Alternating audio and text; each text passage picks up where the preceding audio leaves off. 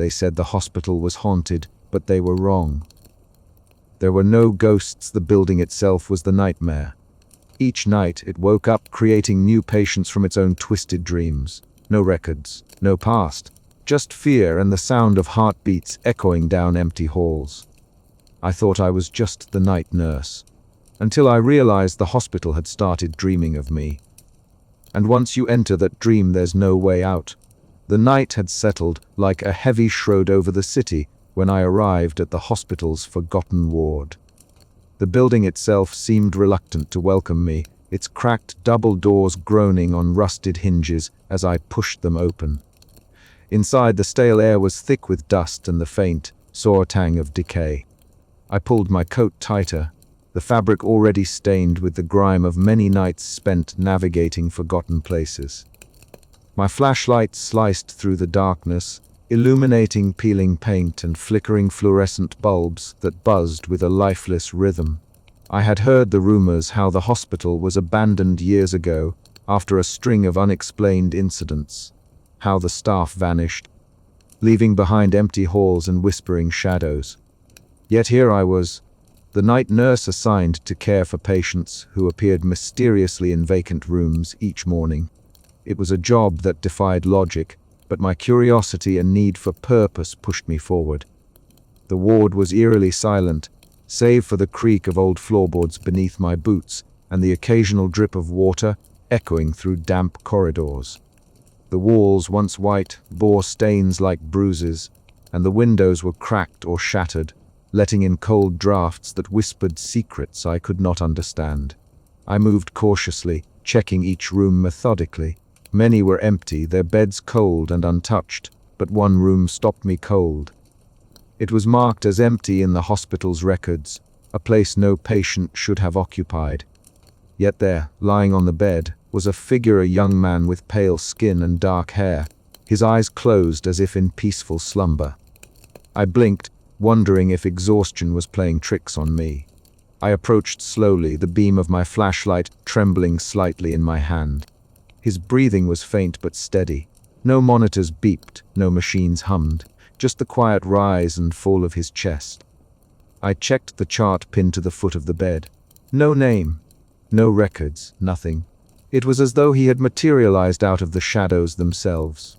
A shiver crawled down my spine. I stepped back, my mind racing. Was this some cruel joke? A hallucination? But the cold of the mattress beneath my fingers was real. The weight of his presence was undeniable. I moved on, but the image of that patient haunted me. In the dark corners of the ward, I sensed eyes watching, whispers weaving through the stale air. The hospital was alive in a way I could not explain, a breathing nightmare just beneath the surface.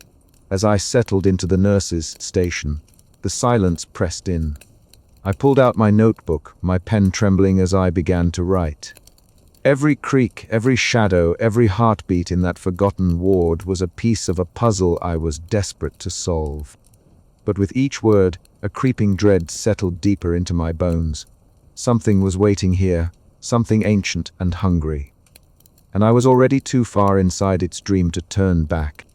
The night stretched on, endless and suffocating, as I prepared for whatever the hospital might dream into being next.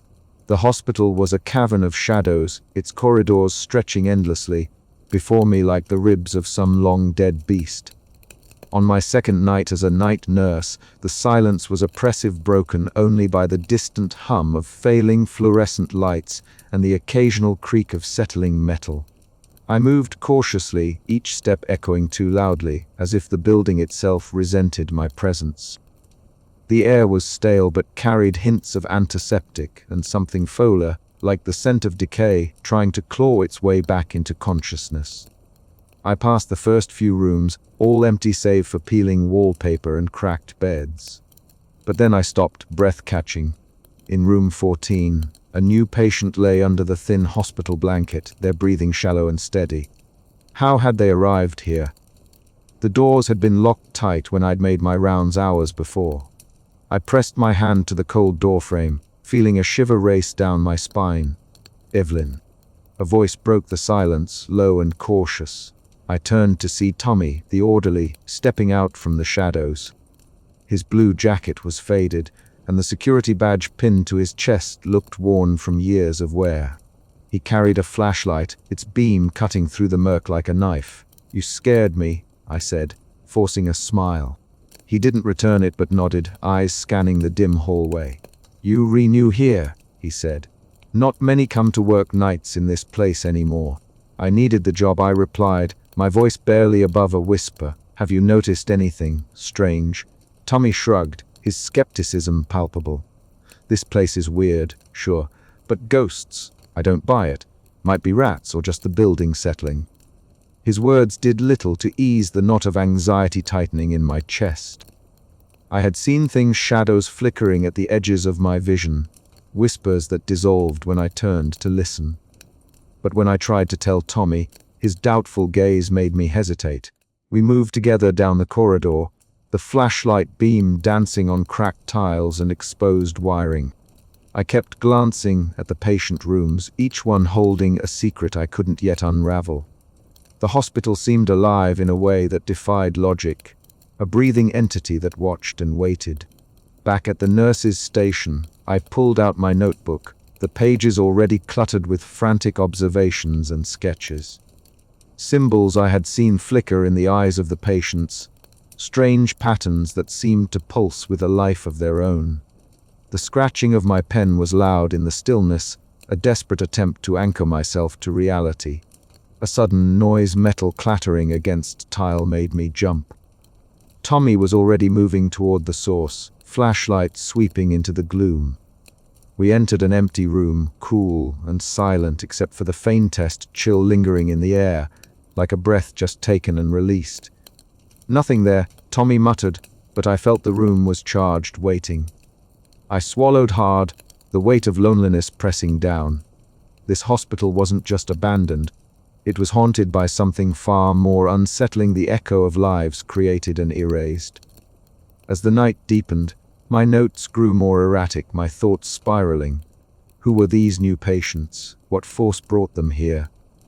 And as I stared into the shadowed halls, I couldn't shake the feeling that the hospital watched me back, waiting to pull me into its restless dream. I whispered to myself, a mantra against the growing dread, "I am here to help. I am here to save." But the hospital had other plans. The heavy door groaned in protest as I forced it open, the rusted hinges scraping against decades of neglect. A stale, suffocating air greeted me, a mixture of dust, rust, and the faint, metallic tang of long-forgotten medicine. The storage room revealed itself in a faint glow filtered through grimy windows, dust motes dancing like restless spirits in the narrow shafts of weak light. My footsteps echoed softly on the cracked linoleum, each step stirring up memories I couldn't yet name. Rows of aged medical equipment loomed like skeletal sentinels, bulky machines with analog dials yellowed by time, glass vials clouded with residue, and tangled wires snaking across the floor. My fingers trembled slightly as I brushed dust from a large contraption with a cracked screen and an array of blinking lights. The labels were faded, but a single word caught my eye: Dream Records. I knelt beside the machine, heart pounding as the faint hum vibrated beneath my palms. This was no ordinary medical device. It was something else entirely. It seemed to pulse with a life of its own, as if it held the whispers of countless souls trapped within its circuitry. I felt a chill wind brush past me, though no window was open. "You see," a voice whispered, barely audible, weaving through the shadows. I spun around, heart in my throat. Standing in the corner was a figure I had glimpsed before in fleeting moments, a girl, pale as moonlight, her vacant eyes fixed on me with unsettling intensity. "Mara. Dreams are not just dreams," she murmured, stepping forward, her voice fragile yet piercing.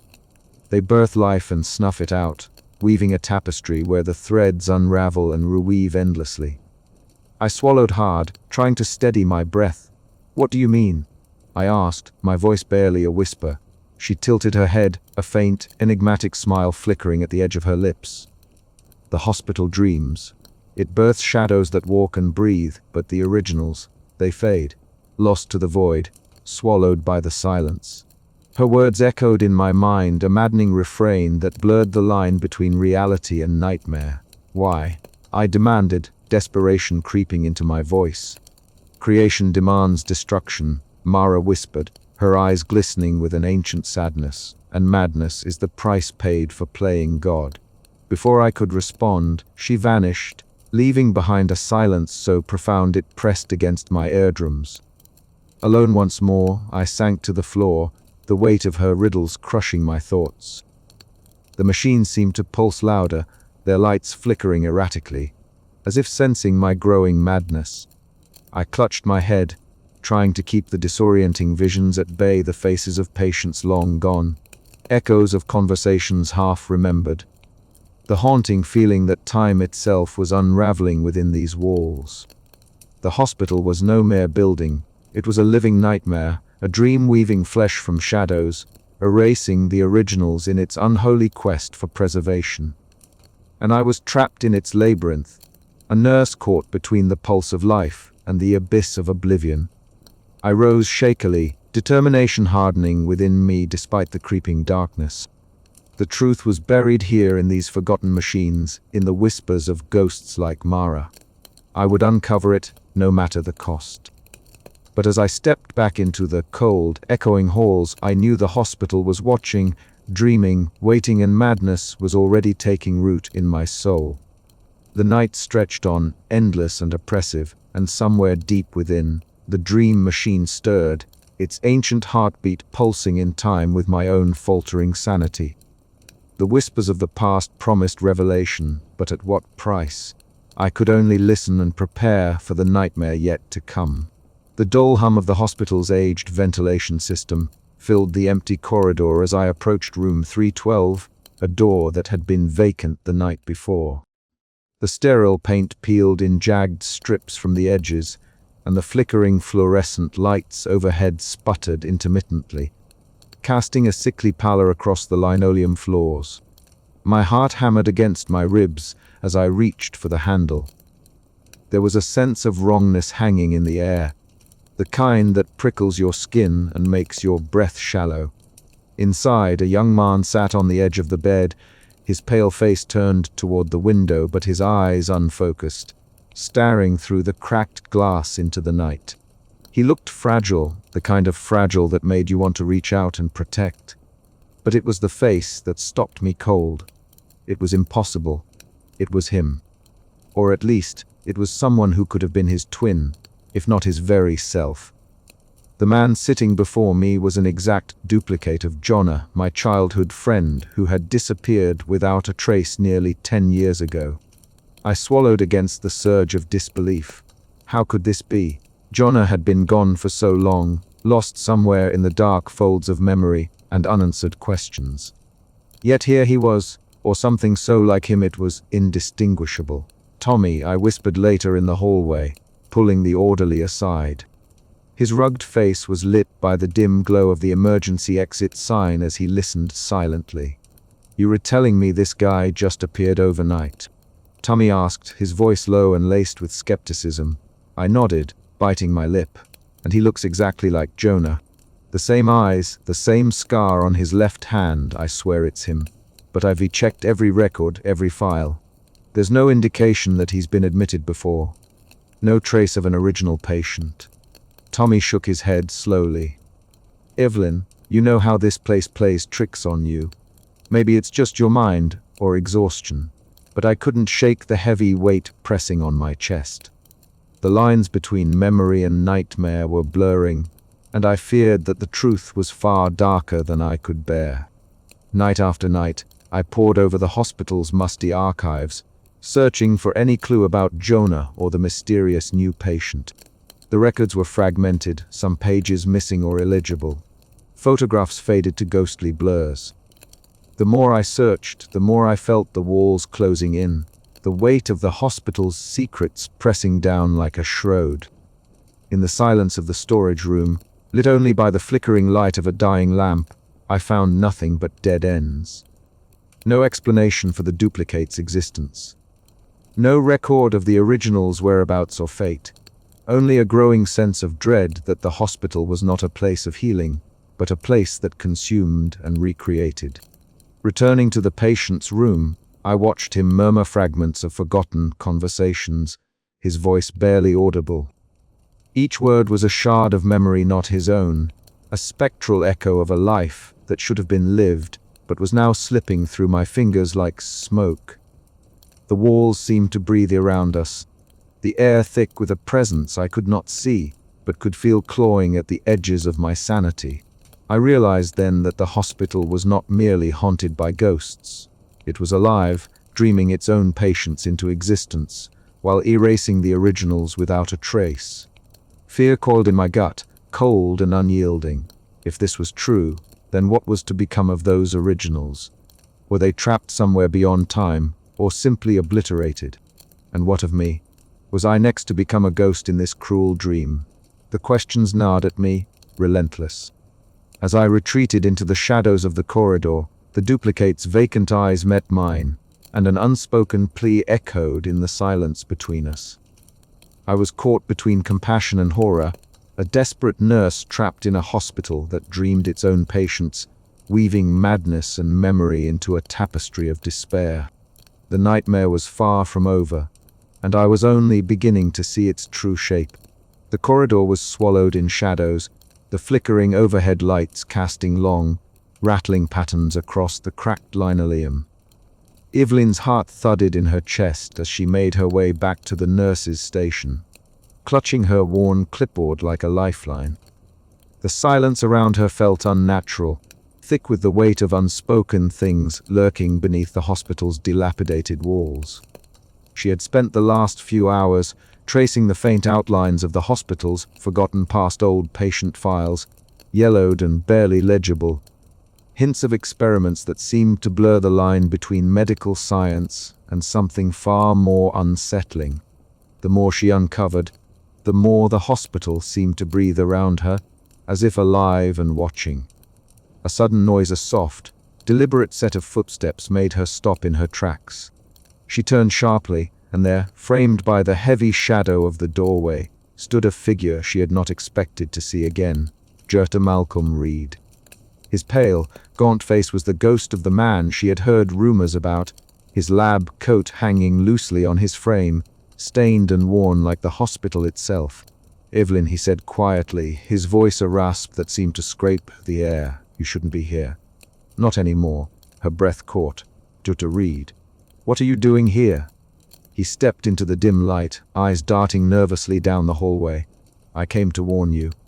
This place, it's not like any hospital you've known.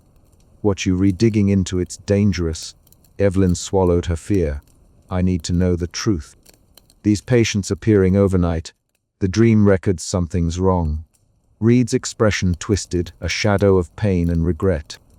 "You don't understand what you re-meddling with. This hospital holds secrets that were meant to stay buried. The experiments here, dream recordings meant to preserve life, went horribly wrong." He motioned for her to follow him down a narrow hallway lined with cracked walls and broken medical equipment. The air was stale, heavy with dust, and the faint metallic scent of rusted machinery. Years ago, he continued, the hospital tried to capture the very essence of life through these dream records. The intention was noble, to save those who might otherwise be lost. But the technology, it corrupted the fabric of reality. Evelyn's eyes scanned the peeling walls, the flickering lights overhead. Corrupted how? By creating echoes, duplicates of patients. But to sustain them, the originals. They vanish, erased, destroyed. A cold shiver ran down Evelyn's spine. "So the patients I'm seeing, they're not real." Reed looked away, his voice barely a whisper. "They were shadows, Evelyn. Shadows born from a broken machine's desperate dream." She tried to steady her breathing, the truth settling like a weight in her chest. "Why are you telling me this now?" He hesitated, then said, "Because you're the only one who might stop it. But be warned, some things are better left alone. The hospital doesn't forgive those who pry too deeply." Before she could respond, Reed turned and vanished down the hallway, swallowed by the darkness as abruptly as he had appeared. Evelyn was left alone, the silence pressing down harder than before. Her mind raced, the pieces of the puzzle falling into place yet forming a nightmare she was only beginning to comprehend. The hospital wasn't just abandoned, it was alive with a malevolent force, a machine dreaming its own patients into existence while erasing their originals. She sank into a rusted chair, her hands trembling as she clutched the files Reed had slipped into her pocket. The faded text spoke of experiments meant to capture consciousness, to preserve life through dreams, but all that remained was a fractured legacy of madness. Outside, the hospital groaned and creaked as if protesting her presence, the dim corridors echoing with the whispers of lives lost and recreated. Evelyn felt the hospital's gaze upon her, a sinister awareness that she was now part of its story. Determination flared within her, mingled with an icy dread. She would uncover the truth no matter the cost. But deep down, a gnawing fear whispered that some shadows were not meant to be chased. And somewhere in the darkness, the dream machine waited, its spectral light pulsing like a heartbeat, ready to consume anything that threatened its fragile existence. The night stretched on, endless and oppressive, as Evelyn prepared to delve deeper into the hospital's secrets. The shadows of the machine were closing in. The hospital was no longer just a place of healing. It was a labyrinth of nightmares. Every step Evelyn took echoed with the weight of forgotten tragedies and unspoken horrors. The warnings of Reed lingered in her mind, a chilling reminder that the line between life and death here was perilously thin. As she filed through the ancient documents, she realized that the hospital's dream records were more than just recordings, they were a twisted form of creation. Each patient was a ghostly echo, born from data and memory, yet tethered to a reality that was slipping away. The air around her felt charged, alive with a strange electricity that made her skin crawl. The hospital's machinery hummed faintly in the background, a persistent reminder that the past was never truly dead here. Her hands trembled as she traced the faded ink on the pages, piecing together the experiments that had once promised salvation, but delivered only madness. The ethics of such creation haunted her, the arrogance of playing God with lives, the irreversible cost. A sudden noise jolted her, a distant clatter, a whisper of movement in the shadows. Evelyn spun around, heart pounding, but saw nothing but the empty corridor stretching into darkness. She whispered to herself, a habit born of solitude, I have to keep going. For them, for the truth. The shadows of the machine were no longer just a threat, they were a challenge. And Evelyn was determined to face them head-on, even as the hospital's sinister heartbeat quickened around her. The night was far from over, and the dream was only beginning. The hospital was never meant to breathe again. I had told myself this countless times before my first night shift, clinging to the notion that these crumbling walls and rusted beds were dead relics of a past better forgotten. But as dawn broke over the forgotten ward, the truth clawed its way through my carefully constructed disbelief. I found a new patient lying quietly in bed, a figure who had not been there the night before. The room smelled sterile, yes, but beneath that was a faint metallic tang, like blood long dried yet still haunting the air. I approached cautiously, my footsteps muffled by the threadbare carpet. The patient's chest rose and fell with a slow, steady rhythm. Pale skin stretched taut over delicate features, and yet there was something spectral about the figure, as though they were only half tethered to this world. I bent closer, my breath fogging the cold glass of the window beside the bed. Who was this person? How had they come to be here? My hands trembled as I reached out to touch the smooth cheek, but my fingers passed through a cold mist that rippled and vanished. A sudden flicker in the hallway caught my eye. Shadows twisted, contorted into shapes that defied logic. I heard whispers, soft, overlapping voices that seemed to emerge from the very walls. My heart pounded erratically, each beat a thunder in the silence. The spectral forms danced just beyond my vision, elusive and terrifying. I swallowed hard, forcing myself not to look away. This place was alive. Not with life, but with something else, something old, hungry, and infinitely dangerous. Back in the storage room, I found the ancient dream record machines humming softly, their blinking lights casting an eerie, blue glow. These devices, relics of forgotten experiments, pulsed with a spectral energy that seemed to resonate with the hospital itself. Ghostly echoes of past patients swirled around me, their voices rising and falling in a haunting chorus that filled the cramped space. It was as if the hospital was replaying memories, but they were more than memories, they were blueprints, templates for something new. Mara appeared suddenly, her pale form gliding silently beside me. Her vacant eyes met mine, and a chill ran down my spine. "They hunger," she whispered, her voice barely audible yet slicing through the haze of my fear. "They need to create, to consume. The dream machine feeds on life and death alike." I wanted to scream, to run from this nightmare that had taken root inside these walls. But I was trapped, bound by the invisible threads of obsession and dread. I scribbled notes frantically in my journal, desperate to hold on to reason as reality slipped through my fingers like smoke. How could a machine dream? How could it birth life from cold metal and faded memories? And more terrifyingly, how could I stop it when it had begun to act on its own, beyond any human control? The hospital was no longer just a place of despair, it was a living nightmare, and I was caught in its heart. The night stretched on, each hour heavier than the last. I felt the edges of my mind fraying, sanity unraveling thread by thread. Yet amidst the chaos, a fierce determination took root. I would uncover the truth. I would save whoever or whatever was still salvageable, even if it meant losing myself in the process. The hospital's silence was a living thing, pressing against my ears as I moved through the narrow corridor lined with rusted pipes and cracked tiles. The dim emergency lights flickered intermittently, casting long shadows that seemed to twist and slither just beyond the edge of my vision. My footsteps echoed hollowly, the sound swallowed almost immediately by the vast emptiness.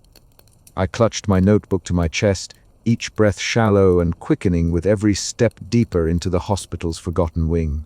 And then she was there. Mara. As if conjured from the shadows themselves, she appeared at the end of the hall, her pale skin almost luminescent in the failing light, her eyes vacant yet somehow piercing. No words came from her lips, only a quiet beckoning gesture, the tilt of her head, the slight lift of her slender hand. My heart thudded painfully, caught between terror and a strange pull of familiarity. Without thinking, I followed. We moved silently, slipping past rooms where peeling wallpaper curled like dead leaves, and equipment long forsaken lay draped under dust-covered sheets. Mara's presence was both unsettling and strangely comforting, like a ghostly tether holding me to some thread of truth I had yet to grasp. In a small, neglected chapel-like room, Mara halted and turned to face me. Her breath was barely audible, a whisper that seemed to float on the stale air. "Dreams are the cradle where life is born and death is cradled. Evelyn," she murmured, her voice weaving through the silence like a fragile thread. "This place does not heal but creates and destroys." Her words hung heavy in the stillness. I pressed my notebook to my lips, trying to steady my trembling hands as I scribbled rapidly, desperate not to lose a fragment of her cryptic message. The riddle of creation and destruction echoed in my mind as Mara led me onward through corridors that seemed to pulse with a life of their own. The walls closed in, warped and sagging as if the building itself were breathing, exhaling a slow, mechanical hum that vibrated underfoot. A shattered window spilled a cold, biting wind into the hallway.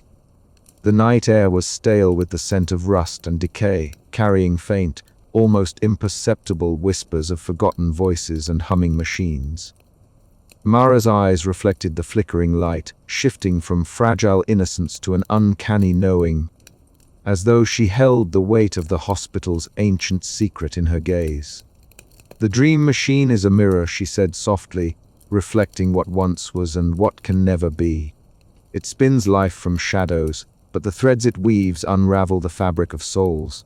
I swallowed hard, feeling the chill of her words climb down my spine. The enigma of the hospital was crystallizing before me, an entity not merely preserving memories, but forging new ones at a terrible cost. We paused beside a rusted elevator shaft, its doors gaping open like a mouth ready to swallow. Mara's pale fingers brushed the cool metal, and she turned to me once more. "Choose carefully, Evelyn. To see too clearly is to risk losing yourself." Before I could respond, she slipped away, dissolving into the shadows like mist caught in the cold night air. I stood alone, the silence pressing in once more, heavier than before. Clutching my notebook, my breath caught between hope and fear, I knew this was no longer just a place of forgotten patients. The hospital dreamed its own existence, and I was trapped in its waking nightmare. A distant clang echoed, breaking the silence, and somewhere deep within the walls, the dream machine whispered its endless lullaby, a song of creation, destruction, and madness. I took a shaky step forward. The night was far from over. The dim light from the flickering lamp barely cut through the oppressive gloom of the makeshift records room, tucked behind the hospital's east wing. I sat hunched over a precarious stack of patient files, their edges curled and yellowed, the ink faded by years of neglect. The stale, dusty air clung to my throat as I flipped through page after page, searching for anything that would explain the nightmare unfolding around me. Each file told a story, but the stories didn't add up. Names repeated with subtle differences, dates that contradicted one another, medical histories that blurred into incoherence.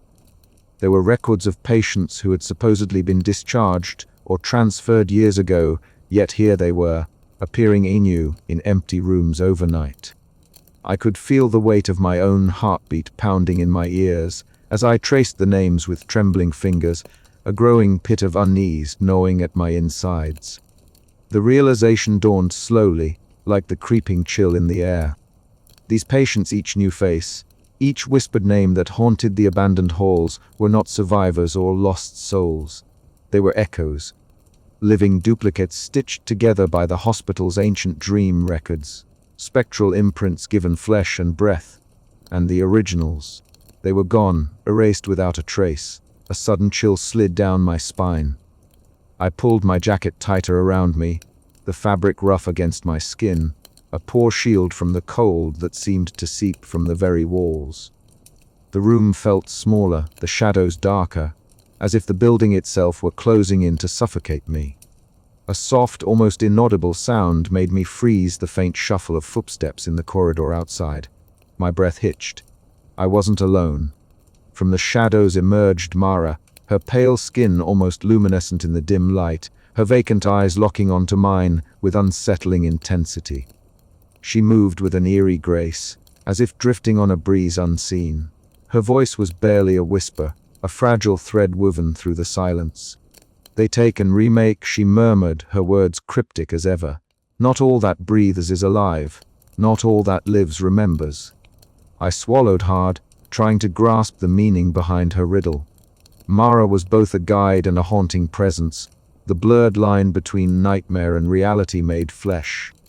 I wanted to reach out, to ask her to explain, but she was already fading back into the shadows, leaving me with more questions than answers. The pain of loss suddenly surged through me, raw and unrelenting. I pulled out a worn photograph from my pocket, my brother's smiling face frozen in time. A cruel reminder of the sickness that had stolen him away long before I ever stepped foot in this forsaken place. His absence, a wound I carried deep within, now echoed in the hospital's erasure of originals. How many others had vanished like him? How many lives had been overwritten by these spectral doppelgangers? The lines between grief and horror blurred until I could no longer tell where my memories ended and the hospital's nightmare began. In the dim light of a derelict office, I confronted Dr. Malcolm Reed. His gaunt face was pale, eyes sunken but sharp with a haunted knowledge. He wore a worn lab coat that seemed too large for his thin frame, the fabric stained with years of secrets.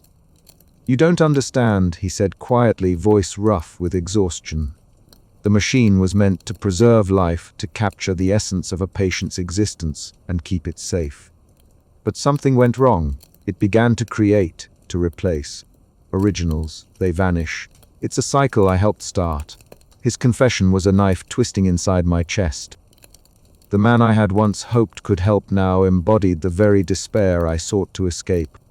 I could see the guilt etched into every line on his face, the weight of responsibility crushing him. What choice do I have? I demanded, voice trembling. How do I stop this madness without losing myself? He shook his head, eyes dark with fear. I don't know if it's possible. As I left that room, the hospital seemed to pulse around me alive, hungry, dreaming. I was trapped within its walls, a prisoner of its terrible creation. And yet, somewhere deep inside, a flicker of determination burned. I would find a way, for the vanished, for the duplicates. For myself, the nightmare was far from over. The corridors seemed to breathe decay. Each night as I made my rounds, the hospital whispered its rot, the walls weeping with peeling paint, and the floors groaning under invisible weight. Tonight, the air was thick with the smell of mold and rust, a dampness that clung to my skin and seeped into my bones. A flickering overhead light sputtered, casting long, twitching shadows that seemed to move just beyond my gaze. I paused beneath it, the faint buzzing in my ears matching the pulse of my own heart, and tried to steady my breath. The hospital was unraveling, not just in its crumbling infrastructure, but in its very soul. I passed the old nurse's station, where a cracked monitor lay silent, its screen fractured like a spiderweb of forgotten memories. A faint drip echoed from somewhere deep, inside the building, water leaking from pipes long neglected, pooling on the warped floorboards with a sickly, stagnant sound. I reached out to steady myself against the wall, my fingers tracing the curls of peeling paint, as if I could feel the hospital's sickness beneath my skin. The silence was a living thing, pressing in on me from all sides. During the day, the hospital seemed less like a tomb and more like a fragile sanctuary. Nurse Patel arrived promptly with the morning light, her presence a balm to the madness that clawed at me by night. She moved with calm assurance, her white uniform spotless and pressed, her voice steady and warm as she tended to the few lingering patients who hadn't yet vanished or been replaced. I envied her composure, the way she carried herself as if this place were just another ward, not the nightmare I lived through each night. But I was no longer sure where the line between day and night, sanity and madness, began or ended. On one of my night shifts, I found myself in the derelict bathroom near the east wing, the cracked mirror the only witness to my unraveling. My reflection was a shattered mosaic, fragmented and distorted by the spiderweb fissures. I traced a finger along the glass, and the image shimmered, warping as though the mirror itself were a portal to a fractured reality. Whispers curled around me, soft and unintelligible, mingling with a faint laughter that sent a shiver down my spine. I blinked, the room solidifying again, but the sense of being watched remained, a suffocating weight pressing down on my chest. My breath came quick, shallow, and I stumbled back into the hall. The hospital was alive, or something within it was. The decay wasn't just physical. It was a manifestation of the malevolence that pulsed beneath the surface, growing stronger with each passing night. Then, without warning, a groan echoed through the corridor. A ceiling beam, loosened by time and neglect, creaked ominously above me. I barely had time to react before it crashed down, sending a cloud of dust and splinters into the stale air. Coughing, I scrambled away, heart pounding in a frantic rhythm. The hospital was collapsing around me, and I was trapped inside its dying dream. In those moments, Nurse Patel's steady presence during the day felt like a cruel reminder, a tether to a reality I was slipping away from. She was the calm eye in my storm, and yet, even she could not undo the slow rot consuming this place.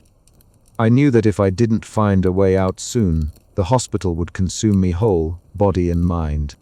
As I sat on the cold floor, choking on dust and despair, I realized the hospital's decay was not just a backdrop to the horror unfolding within. It was part of the horror, a living, breathing entity that fed on fear and madness. The dream records, the spectral patients. The vanishing originals, they were all threads in a tapestry of destruction, woven by the dream machine's insatiable hunger. I clenched my fists and forced myself to rise. There was no turning back. The hospital was crumbling, and so was I. But somewhere in this rot, I had to find the strength to fight, or become yet another lost echo in its endless nightmare. I tucked my notebook back into my coat pocket, the pages filled with frantic scribbles and desperate questions. Tomorrow night I would return to the dream records. I had to understand. I had to stop this before the hospital's dream devoured everything, including me. But as I stepped back into the corridor, the shadows seemed to close in tighter, whispering promises of oblivion. The crumbling facade was only the beginning. The nightmare was far from over, and I was running out of time. Evelyn, Nurse Patul's voice was soft but firm as she appeared beside me in the break room the next morning. Her eyes, usually so calm, flickered with a hint of concern. "You look exhausted. You need to slow down." I shook my head, forcing a weak smile. "I can't, not yet," she sighed, placing a gentle hand on my shoulder. "This place, it's not what it used to be. But you don't have to face it alone." Her words lingered long after she left, a fragile thread of hope in a place that had forgotten how to heal. The hospital was crumbling, yes, but perhaps so was the last shred of my resistance. And in that fragile balance, the dream machine waited, patient and relentless, to claim its next victim.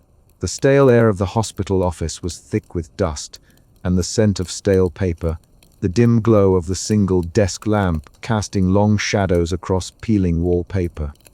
Jutta Malcolm Reed's gaunt figure seemed almost spectral as he moved with reluctant purpose toward the locked cabinet.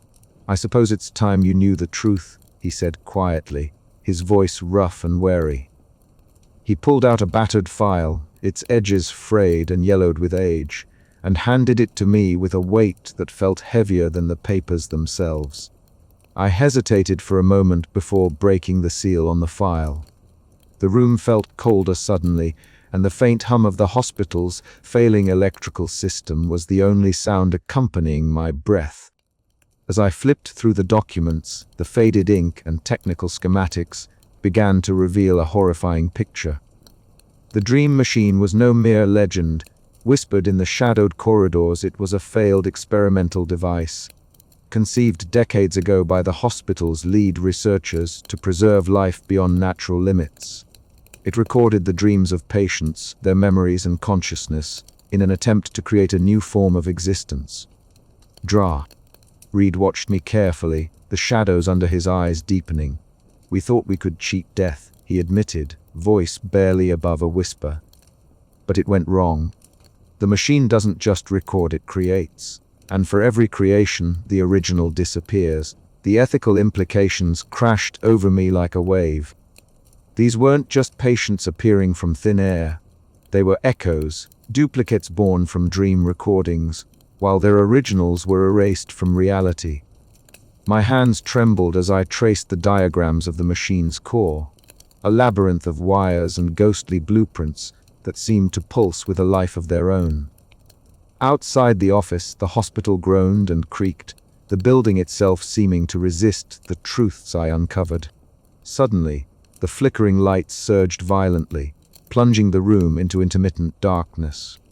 Shadows danced on the walls, distorting into shapes that seemed almost human, fleeting and insubstantial. A faint whispering filled the air, an eerie chorus of voices caught between worlds. I swallowed hard, the weight of the dream machine's presence pressing against my sanity. "You need to stop this," I said, meeting Jared Reed's pale gaze. "The cycle has to end before more people vanish." He nodded slowly, the wariness in his eyes deepening. "I've tried for years. But the hospital won't let go so easily. It's become a prison of its own making." As I gathered the files, the cold reality settled in. The hospital was not just decaying walls and forgotten hallways, it was a living nightmare. A machine that dreamed its own patients into existence while destroying the originals. With this knowledge came a crushing responsibility. I had to find a way to stop it, even if it meant surrendering myself to the madness that thrived here. The shadows outside the office window seemed to pulse with life, and I knew the dream machine was watching, waiting. My next steps would determine not only my fate, but the fate of all who had ever walked these haunted halls. The secrets in the shadows had been revealed, but the nightmare was only beginning. The air in the room was thick with a suffocating stillness, broken only by the soft beeping of a malfunctioning heart monitor. I stood at the foot of the bed, my eyes fixed on the frail form of the elderly man, who had appeared only hours before in the shadowed wing of the hospital. His skin was pallid, almost translucent under the flickering overhead light, but his breathing was steady, too steady for someone so weak. I knew, deep down, what was coming. The hospital was about to show me its true nature, and I was powerless to turn away.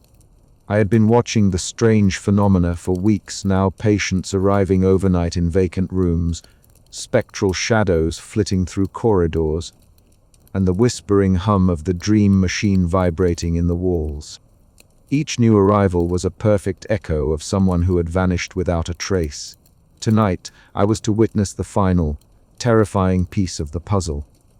Across the hall, a faint glow emanated from the core facility, the dream machine's heart pulsing rhythmically like a malignant heartbeat.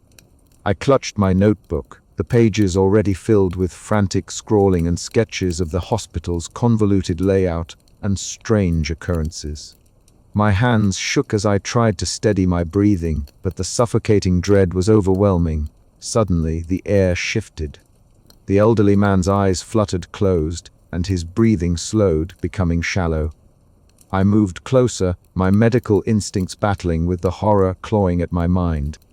Then, I saw the soft edges of his face began to blur, as if the hospital itself was erasing him from existence. His features melted into the pale hospital sheets, fading like smoke dissipating into the night. I staggered back, heart pounding. Across the hall, in an identical room, the glow intensified. A figure stirred alive, whole, and unmistakably the same man. My breath caught in my throat. The duplicate opened his eyes, clear and alert, a perfect mirror of the original just erased. "No," I whispered, voice barely audible. "This can't be real." The realization crashed over me with the force of a tidal wave. The hospital wasn't just a place where lost souls wandered, it was a machine of creation and destruction, sculpting living echoes from the spectral recordings of the dream machine while erasing the originals without mercy. I sank to the floor, my mind reeling. How could this be? How could the essence of a person be so easily copied, and their original self obliterated? The ethical and existential implications were staggering. What was left of identity if a perfect duplicate supplanted the original? Was the duplicate truly alive, or merely a hollow reflection? The door creaked open behind me. Drea. Malcolm Reed stepped into the room, his gaunt face etched with exhaustion and something darker, guilt, perhaps, or fear. His eyes met mine, and for a moment, the man I once thought an ally became a haunting specter of the hospital's dark past. "Evelyn," he said quietly, voice rough. "You don't understand what you're remeddling with. The dream machine.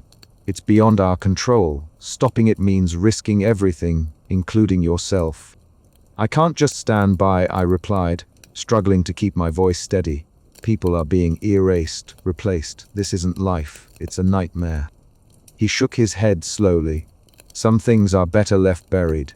Before I could respond, Mara appeared, a pale, fragile presence slipping silently into the room. Her vacant eyes bore into mine, reflecting the hospital's fractured reality. She spoke softly, her voice a haunting melody. "Loss is the price of creation," she whispered. "And in this place, identity is a fragile dream." The weight of her words settled over me like a cold shroud. The hospital was a labyrinth of madness and creation, where the boundaries between life and death, original and copy, were irrevocably blurred. I rose unsteadily, determination hardening within me despite the madness creeping at the edges of my mind.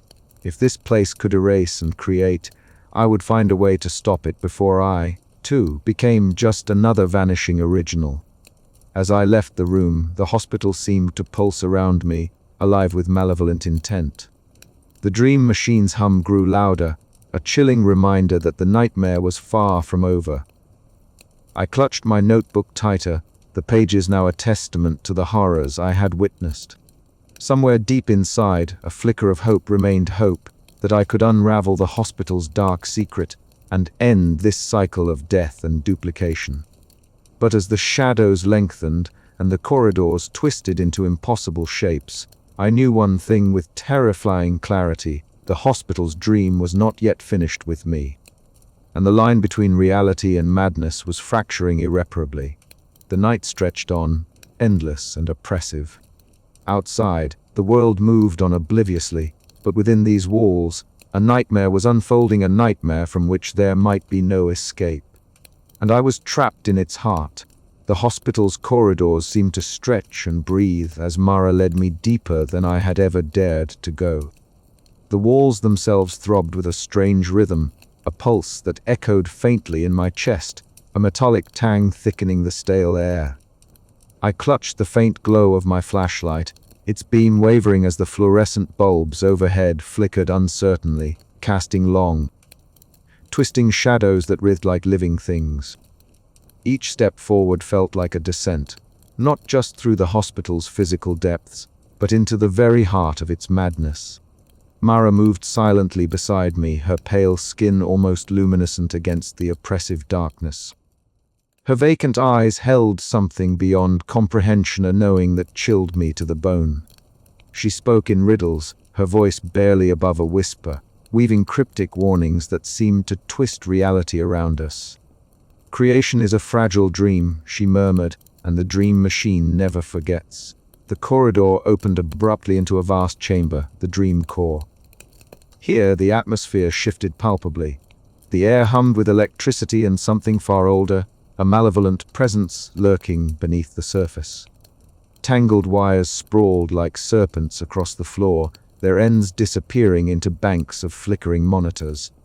Each screen displayed fragmented, ghostly faces, patients both familiar and unknown flickering in and out of existence like memories untethered from time. At the center of the room pulsed the dream machine itself, an eerie amalgam of rusted medical equipment fused with shifting lights and shadowy tendrils of mist. It emitted a low, resonant hum, a voice without words that seemed to speak directly to my mind. I felt the weight of countless lives, their identities coalescing and unraveling in the machine's ceaseless dream. Mara turned to me, her expression inscrutable. "This is where the hospital creates its ghosts," she said, "where the line between life and dream is erased. What you seek is here, but so is the cost." Fear clawed at my throat, but it was mingled with a fierce determination. I had to understand this nightmare, had to find a way to stop it before more lives were consumed by the hospital's insatiable dream. As the environment around us twisted, memories and illusions bleeding into one another, I realized that to face the dream machine was also to confront the fragile boundaries of my own sanity. I took a deep breath, bracing myself. The nightmare was only beginning. The air was thick and heavy, charged with static and something older, more insidious. As I stepped further into the dream core, the very fabric of the hospital seemed to warp. The walls rippled like the surface of a disturbed pond, and whispers echoed just beyond comprehension, fragments of lost voices, cries, laughter, pleas for salvation. I blinked, and the room shifted. Corridors appeared and vanished, doors leading nowhere, rooms filled with spectral patients who stared with hollow eyes. Mara's presence was a strange comfort amid the chaos. She glided beside me, her form flickering like a candle flame in the wind. "Do you see?" she asked softly. "They are echoes, dreams stitched together from memories and fears.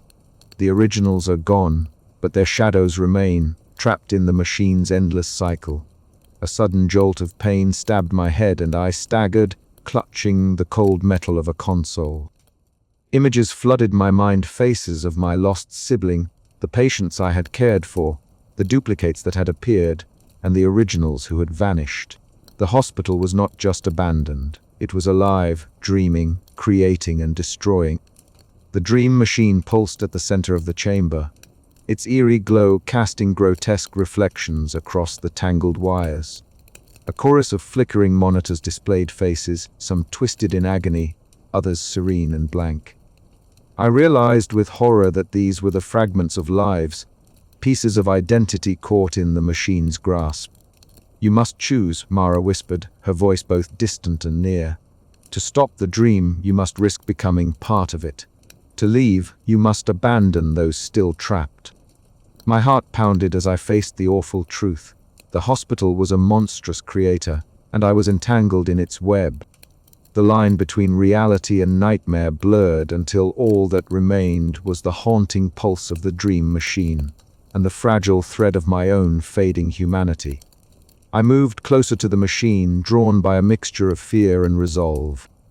The console before me flickered erratically, displaying streams of data that seemed to pulse in time with the machine's heartbeat.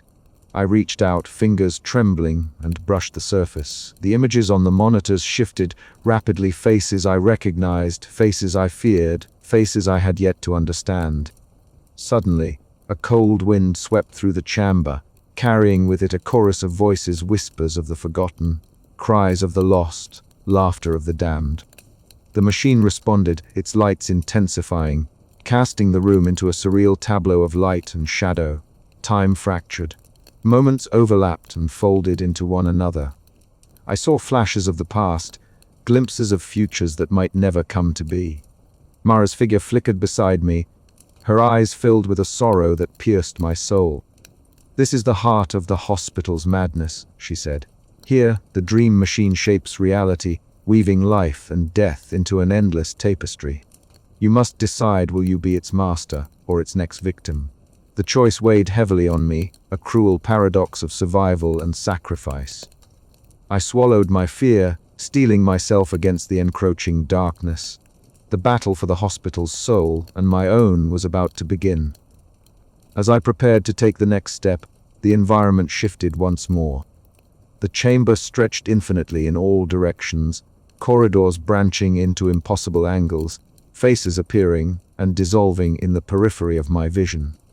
The hospital's dream was alive, a living nightmare that sought to consume me whole. Mara's voice echoed, a haunting refrain that followed me into the void. "Remember, Evelyn, the dream never ends." And with that, I stepped forward into the heart of madness itself. The air grew thick as I stepped deeper into the heart of the hospital's forgotten core, a place where the veil between reality and nightmare thinned to an almost unbearable translucence. The chamber was vast, cavernous, its walls lined with grotesque arrays of medical devices, rusted clamps, flickering monitors, tangled tubes pulsating with an otherworldly light. The hum of machinery filled the space, low and insistent, weaving with spectral whispers that skated along my nerves like cold fingers. I swallowed hard, every instinct screaming retreat, but the pull of the unknown, the desperate need to understand, propelled me forward.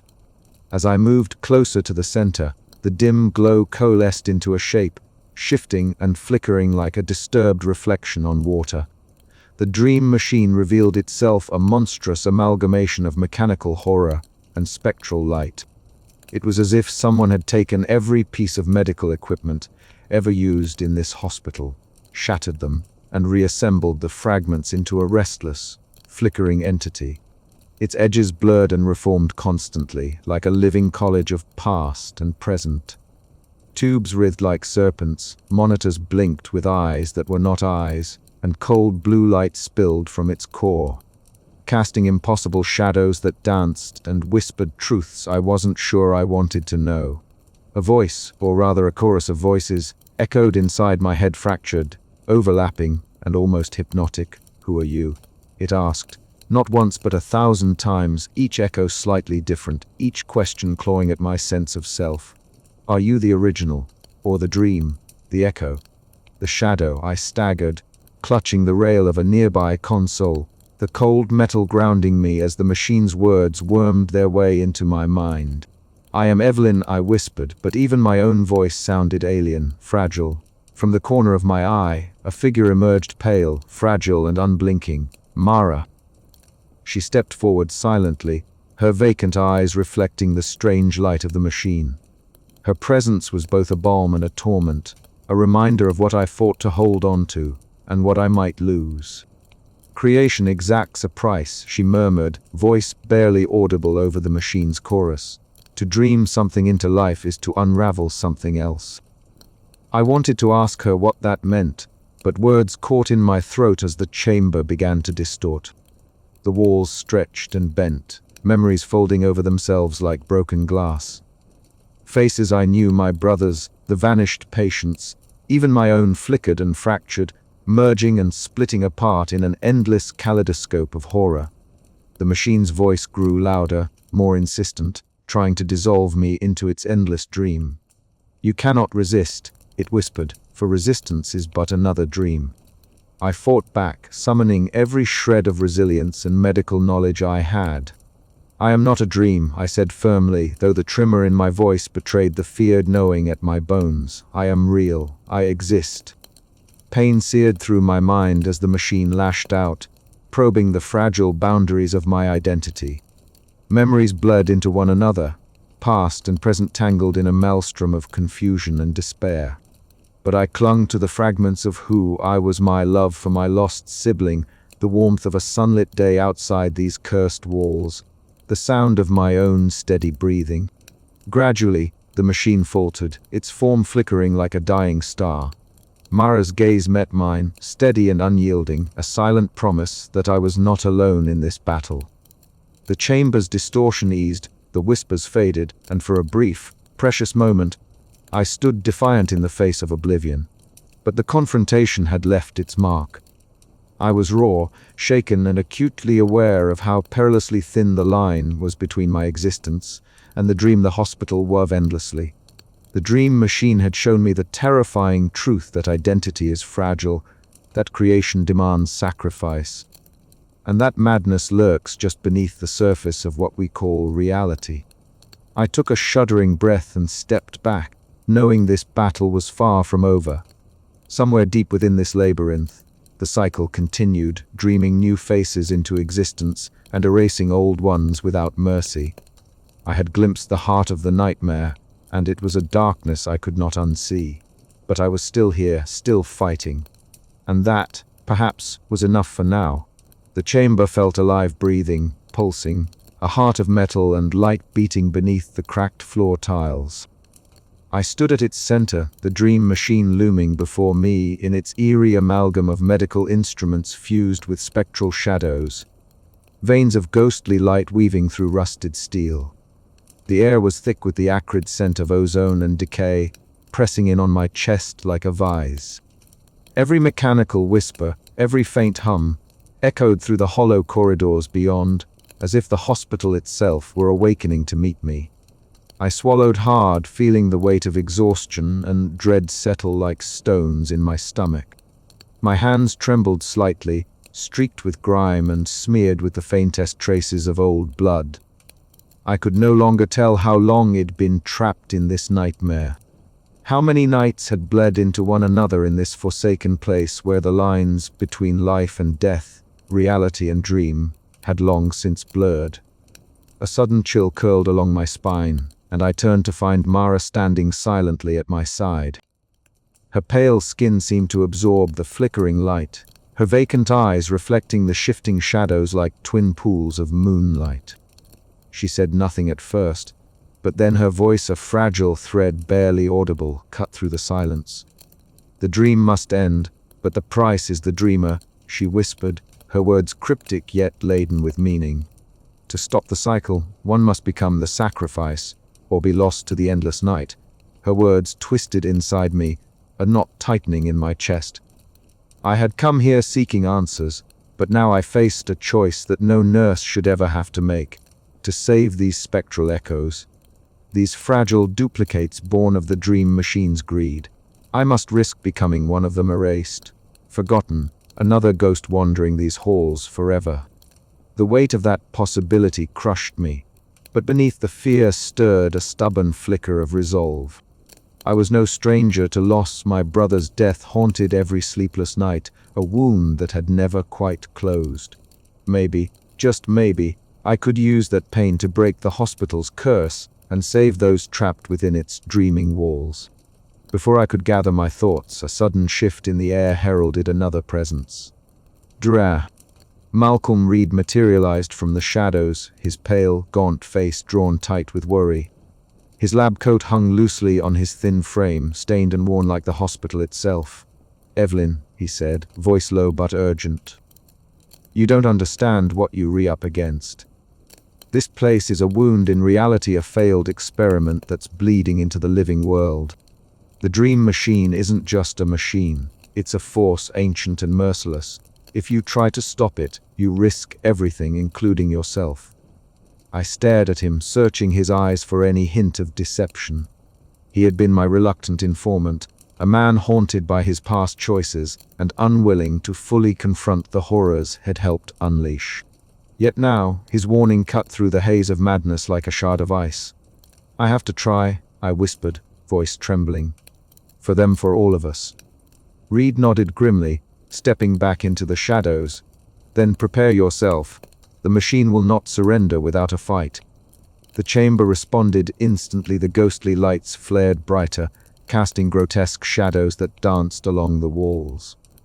The dream machine's hum escalated into a cacophony of mechanical wails and spectral cries, a symphony of despair that rattled my bones. The very floor beneath me seemed to pulse in time with the machine's relentless heartbeat. Images flickered behind my eyelids, overlapping memories of patients I had cared for, originals and duplicates blending into one another like fractured glass. Faces I recognized warped and twisted, their eyes pleading for release or salvation. My own reflection fractured in the cracked glass panels, multiplied infinitely, each version whispering doubts and fears I could scarcely bear. I clenched my fists, grounding myself against the rising tide of madness. "I won't let you win," I muttered, voice raw but steady. "Not this time."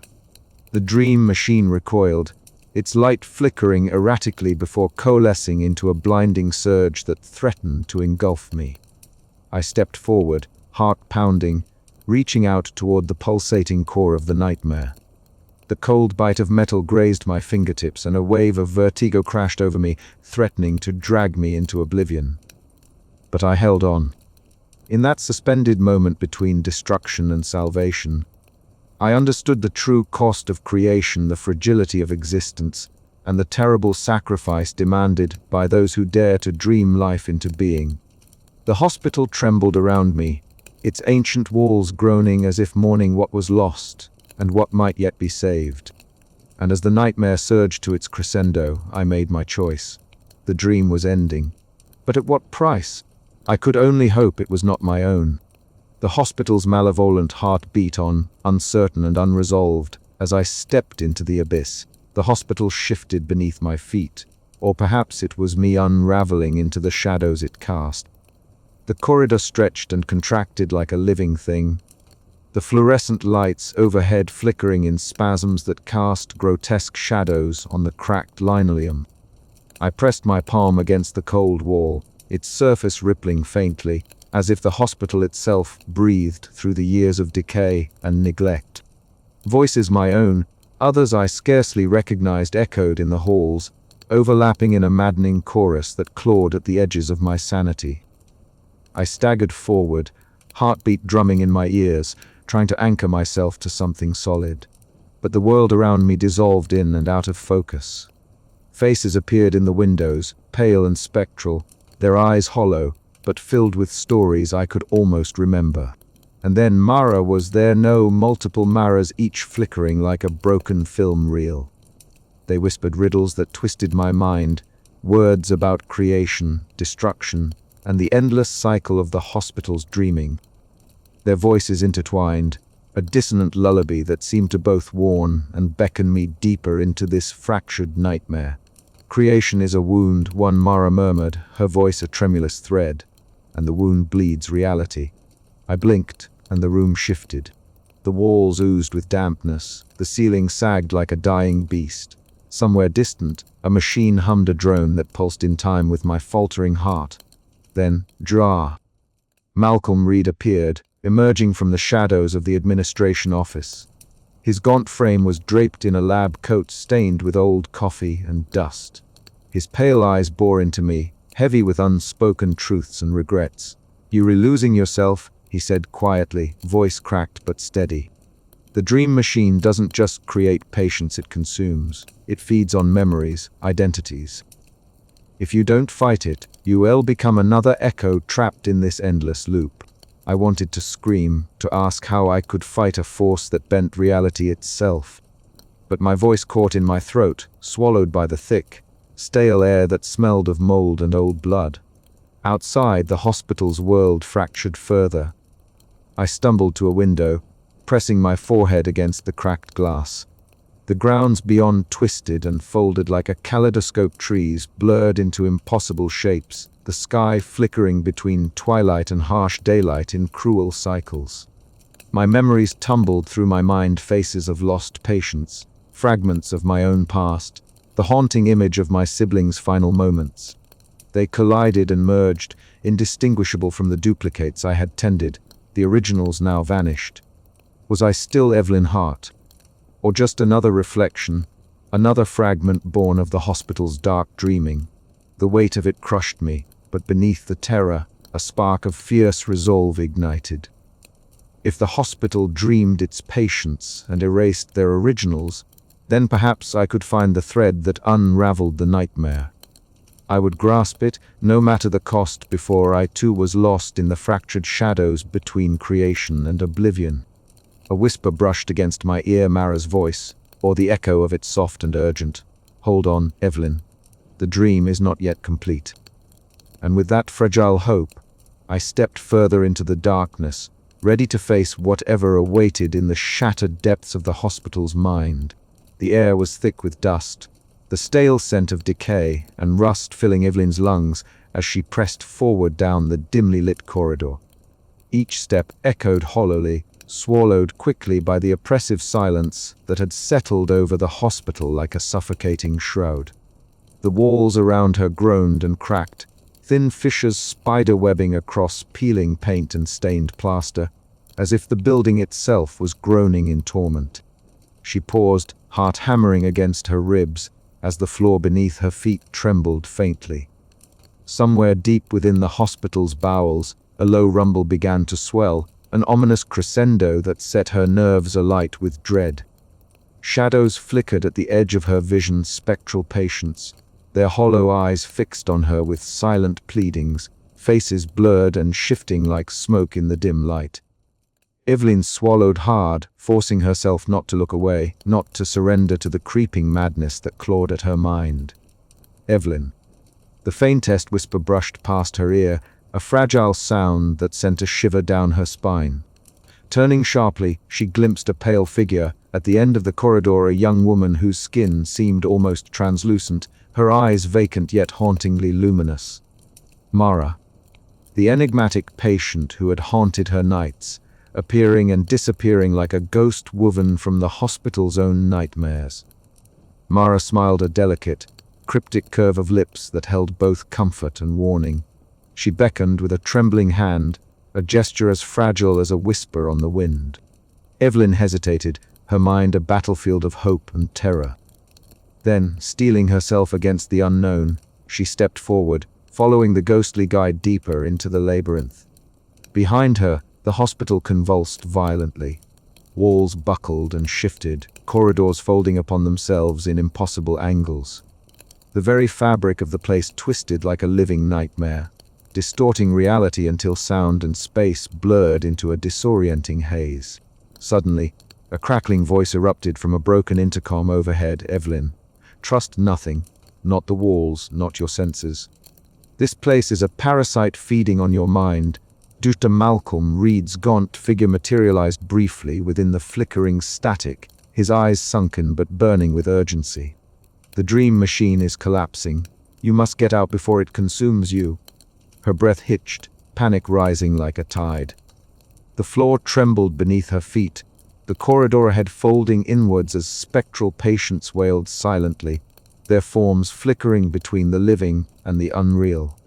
Evelyn's hands trembled as she clutched a rusted railing, tears stinging her eyes, but she forced herself onward. Each step was a battle against the encroaching madness. Time warped and twisted. Memories of originals and duplicates bled into each other, threatening to unravel her very sense of self. The hospital's dreamscape was collapsing, and with it, the fragile boundary between reality and nightmare dissolved. Through the chaos, Mara's pale light flickered ahead, a beacon in the consuming darkness. Evelyn reached out, fingertips brushing the ghost's cool, ethereal skin. "Guide me," she whispered, voice trembling. Mara nodded, eyes reflecting the horrors they had both endured. "You must leave before the dream devours you." With a final surge of will, Evelyn pushed through the crumbling corridors, the roar of destruction closing behind her like a beast ready to swallow all. She burst through the hospital's main entrance, gasping for air as cold night wind slammed against her face. The night sky was ink black, pierced only by the distant flicker of city lights. Behind her, the hospital groaned one last time before collapsing into a ruinous heap, shadows writhing in the wreckage like living tendrils. Trembling, Evelyn sank to her knees on the cracked pavement, the weight of escape pressing down upon her like a stone. She was free physically, but the hospital's dream still clung to her mind, a venomous whisper that refused to fade. Her hands shook as she pulled out her notebook, scrawling desperate notes even as the edges of her vision blurred. The nightmare was not over. Somewhere, the dream machine still dreamed, still created, still destroyed. And Evelyn's heart was caught in its endless cycle, a fragile thread between creation and oblivion. The night deepened around her, cold and unyielding, and somewhere in the shadows a new patient began to stir.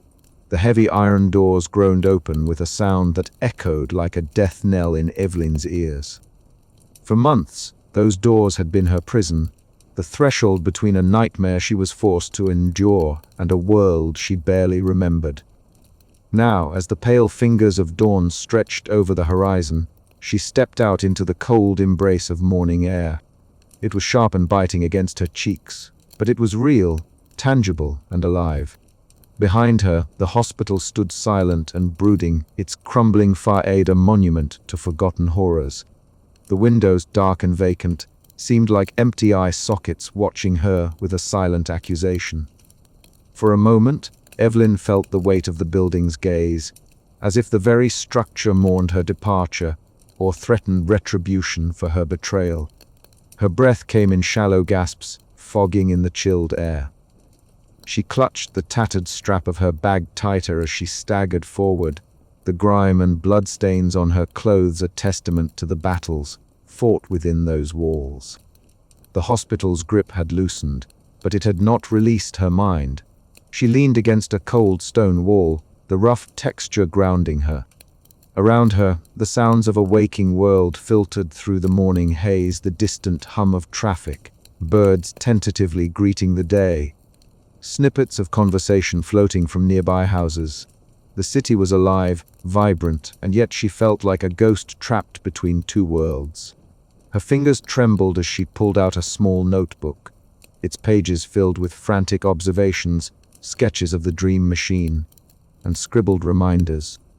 She traced a line beneath one of her notes, "The dream never ends." A sudden chill crawled down her spine, and she blinked sharply. Out of the corner of her eye, the faintest shimmer of movement, a pale figure standing just beyond the edge of the streetlight's reach.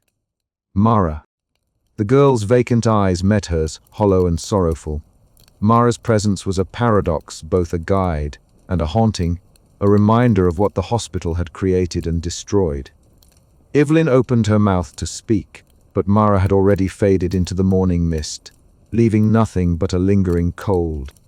Evelyn swallowed hard, the memories of her encounters with Malcolm Reed flooding back. His gaunt face, the cryptic warnings, the grim knowledge of the hospital's past experiments.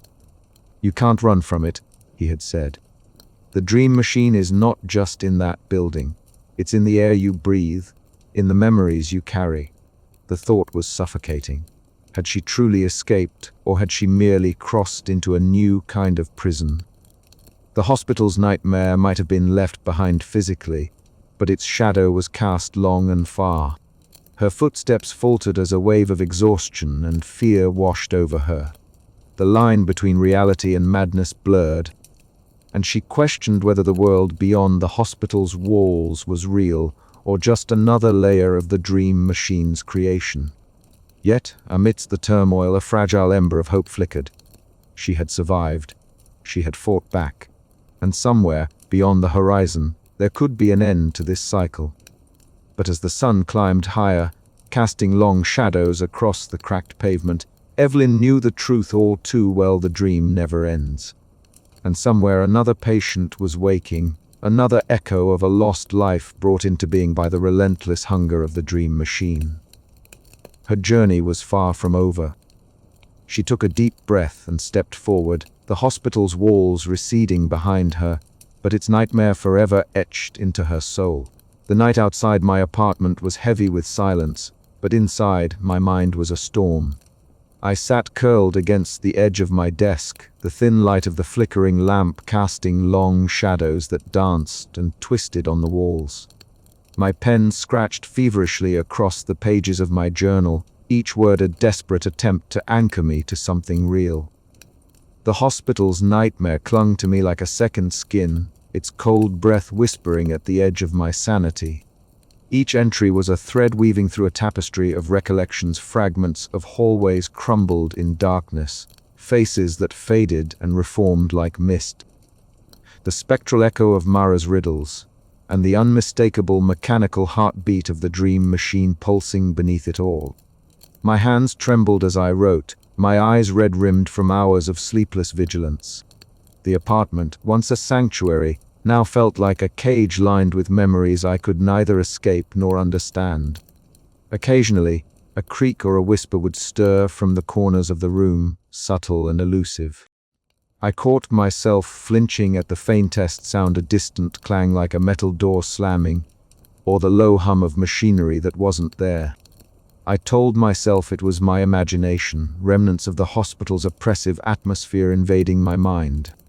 But the shadows seemed to shift, stretching longer, darker, as if alive. One night, while reviewing my notes, I noticed a subtle flicker in the corner of my vision. My breath caught. The air grew thick, and the familiar silence warped into something malignant. From the darkened threshold of the room, a shadow stretched, elongated, spectral, and wrong. The faint echo of hospital monitors, the distant wheeze of ventilators, and muffled, indistinct voices seeped into the apartment's stillness. My heart pounded so fiercely I feared it would betray me. "It's just shadows," I whispered to myself, but the tremor in my voice betrayed my doubt. I rose on unsteady legs and scanned the room, but found nothing. The shadows receded, folding back into the corners like smoke. Yet the sensation lingered, a suffocating presence pressing against my mind. Days bled into nights and back again, blurring until I no longer could tell where one ended and the next began. My reflection in the cracked mirror across the room began to unsettle me. Sometimes in the dim light, my face warped, subtly edges wavering like ripples on a disturbed pond. Was it a trick of the glass, or the fracture within me growing too wide to hide? The patient duplicates, the vanished originals, the dream machine's insatiable hunger, they haunted me still. More than once I caught myself talking aloud, voices overlapping in confusion. My journal became a repository of fears, observations, and fragmented dreams, lines blurred. Was I recounting real events or slipping deeper into madness? One evening, the shrill ring of the telephone shattered the fragile quiet. I snatched up the receiver, hope and dread crashing together. The line was silent, no breath, no voice, just a void that seemed to swallow sound whole. I gripped the receiver tighter, heart hammering, the silence heavier than any scream. Who was calling? Was it a remnant of the hospital's dream? A warning? Or simply my unraveling mind reaching out for connection? I wanted to believe I was free from the hospital's grasp, that the nightmare ended when I walked through its rusted doors. But the creeping madness had followed me home, threading itself into the fabric of my existence. The hospital still dreamed, and its dream was bleeding into my world. I am trapped between memories and madness, between the living and the echoes. And as I write this, the question gnaws at me: how do I survive when the nightmare no longer belongs to the hospital? When the boundary between creation and destruction dissolves, what remains of me? The answers evade me, drifting just beyond reach like phantoms in the dark. And yet I write because if I stop, I fear I might vanish too. But the dream never ends. The journal lay open on the cluttered table in my cramped apartment, its brittle pages yellowed and delicate under the wavering glow of my desk lamp.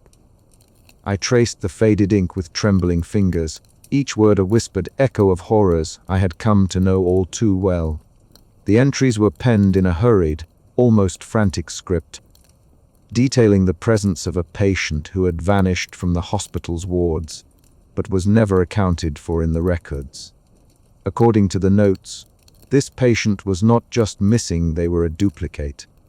One of the dream machine's creations that somehow slipped through whatever containment we had assumed the abandoned hospital's walls provided. My breath caught as I read the descriptions: the same pale skin, the vacant, glassy eyes Mara had worn, the same quiet, unsettling silence that cloaked the corridors where I had walked for so long.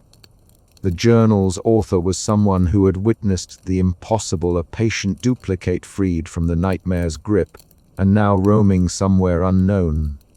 The implications were staggering. I had thought the hospital's twisted cycle was confined to the decaying building, that the originals disappeared only to be replaced within those crumbling walls. But this was a breach, a crack in reality's fragile surface. A sudden buzzer shattered the silence, and my phone screen flickered with an incoming call. Dra. Malcolm Reed's name appeared, a reminder of the uneasy alliance we had forged through shared dread. I answered with a shaky voice. Evelyn, his tone was low, urgent. The hospital's influence isn't confined anymore. The dream machine's reach extends beyond those halls. That patient, the one you found in that journal, it's out there now, among the living. A cold wave of panic surged through me. How is that possible? I whispered. Nothing about this place has followed any rules of possibility or sanity, he replied grimly. You need to be careful. The hospital's dream isn't just a nightmare trapped inside four walls anymore. It's alive, and it's spreading. The line went dead, leaving me with the echo of his warning ringing in my ears. I sank back into my chair, the weight of dread pressing down like a suffocating fog. Later that night, I walked the rain-slicked streets, the city's neon glow distorted by the mist that curled like ghostly fingers around street lamps and rusted signs. Each sound, the distant wail of sirens, the soft patter of footsteps behind me, set my nerves alight. Shadows shifted in the corners of my vision, fleeting glimpses that vanished whenever I turned. Was it paranoia, or was something truly out there, lurking just beyond the veil of normalcy? The scent of damp earth mixed with the metallic tang of old blood seemed to follow me, a reminder of the hospital's lingering presence. I could feel the boundary between reality and nightmare thinning, dissolving under the pressure of what I had uncovered. Then, as if summoned by my rising terror, Mara appeared beside me, translucent, ethereal, her pale face illuminated by an unearthly glow. She said nothing, only reached out a hand, her vacant eyes imploring me to understand. The line between life and dream, creation and destruction, blurred until it was impossible to tell where one ended and the other began. In her silent presence, I realized that the hospital's dream had broken free, that its creations now walked the earth beyond its walls. There was no sanctuary, no refuge. The nightmare was not confined, it had become reality. I stood alone in the rain, Mara's spectral form flickering like a candle about to be snuffed out, and I knew that my battle was far from over. The unseen patient lived, and with them the hospital's dream never truly ends. I took a deep breath, the cold air burning my lungs, and steeled myself for what was to come. The horror I had fled within those walls had followed me out into the world, and I could not run forever. The dream was waking, and I was trapped in its endless cycle. The phone call from Jarta Reed had left me shaken but resolute. I spent hours poring over the journal, cross-referencing dates, names, and strange annotations that hinted at attempts to track the escaped duplicate. But every lead dissolved into silence or dead ends. Whoever or whatever this patient was had vanished into the vastness of the city, untraceable and unaccounted for. I tried to reach out to Tommy, hoping that the orderly might have noticed something unusual during his night shifts, but he dismissed my concerns with a cynical laugh. "You're chasing ghosts, Evelyn," he said, his voice rough with exhaustion. "This place has been empty for years. No one's walking its halls but you and your shadows." But Mara's presence, the journal's detailed accounts, and Reed's warning coalesced into an undeniable truth. The hospital's nightmare was not confined to the decaying building. The boundaries were broken, and the dream machine's influence seeped into the world beyond. I began to notice subtle signs of reflection in a shop window that didn't quite match the world behind me. A whisper carried on the wind that faded when I tried to focus. My dreams were invaded by spectral patients calling out in silent agony, and waking moments blurred with memories that felt both mine and not mine. The line between sanity and madness fractured further each day. I found myself talking to Mara in the quiet hours, seeking her cryptic guidance, even as I feared the answers she might reveal. One evening, as the city lay shrouded in fog, I stood at the edge of a deserted park where the journal hinted the duplicate might have last been seen. The air was thick with anticipation, every rustle of leaves and distant footstep echoing like a threat. I closed my eyes and whispered into the mist, "If you re out there, show yourself." A cold breeze swept past me, carrying a faint, almost imperceptible sigh. When I opened my eyes, Mara was there, pale, silent and watching. Her presence was both a comfort and a curse, a reminder that the nightmare was far from over.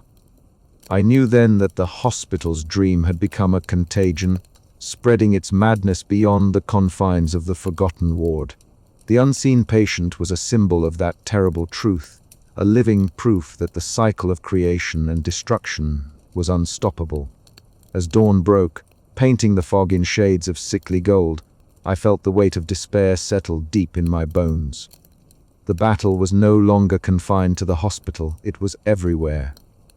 And I was left to wonder if there was any hope left to hold on to, or if I was doomed to chase shadows and ghosts until the end of my days. The dream never ends, and neither does the terror it brings. I returned home to find a message scrawled in shaky handwriting on my apartment's fogged-up window. "They are not gone." The words trembled in the dim morning light, a final, chilling reminder that the unseen patient was not just a threat, but a herald of the nightmare's relentless reach. And as I stared into that message, I knew my fragile peace was shattered forever. The hospital's dream still lived, and somewhere out there, the unseen patient was waiting. I returned to the apartment with a silence so thick it pressed against my skin like a second layer. The city outside was muted, the usual cacophony reduced to the occasional drip of rain from the gutter and the distant rumble of thunder. I sat at the small kitchen table, surrounded by the remnants of my obsession, notebooks filled with scrawled observations, photographs of patients who had vanished or been replaced, and recordings that hummed with static and whispered secrets. The weight of everything I had learned settled heavily on my chest, a leaden reminder that the nightmare had not ended, it had only changed shape. The photograph I held was of a man, one I recognized instantly, a patient who had appeared in the hospital one night. A perfect duplicate of someone I had once known long ago. His eyes in the photo held a fragile blend of fear and confusion, as if he sensed the unnaturalness of his existence even then. I traced the outline of his face with a trembling finger, my mind racing with the implications. Somewhere out there, beyond the crumbling walls of that forsaken place, he lived. Or rather, he existed, an echo born of dreams and machinery, tethered to a fate I could barely comprehend. A sudden chill swept through the room, and I became aware of a presence not physical, but inescapable, My breath caught as the shadows in the corner seemed to coalesce, forming a faint outline that shimmered with an unearthly glow. Mara. Pale, silent Mara, with her vacant eyes that held both sorrow and knowing. She drifted forward, her form barely more than mist, yet unmistakably real to my fevered senses. "The dream never ends," she whispered, her voice like the rustling of dry leaves. "Creation begets destruction, and destruction feeds creation. The cycle spirals beyond these walls, beyond memory, beyond you." I reached out, but my hand passed through her like smoke. Despair clawed at my throat, squeezing the last vestiges of hope until only fractured pieces remained. Why? Why does it continue? Why can't it stop?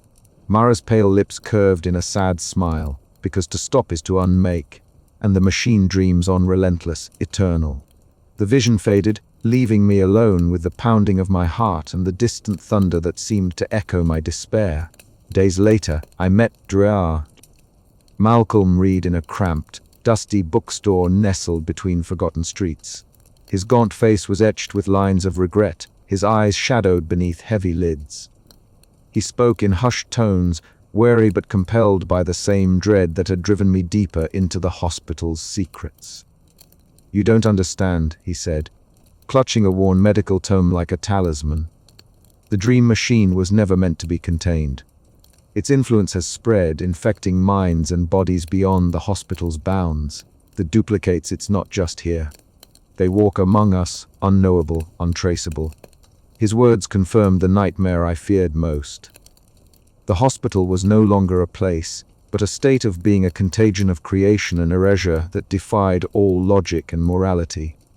The ethical boundaries we once held sacred had been shattered, replaced by a cold calculus of survival and annihilation.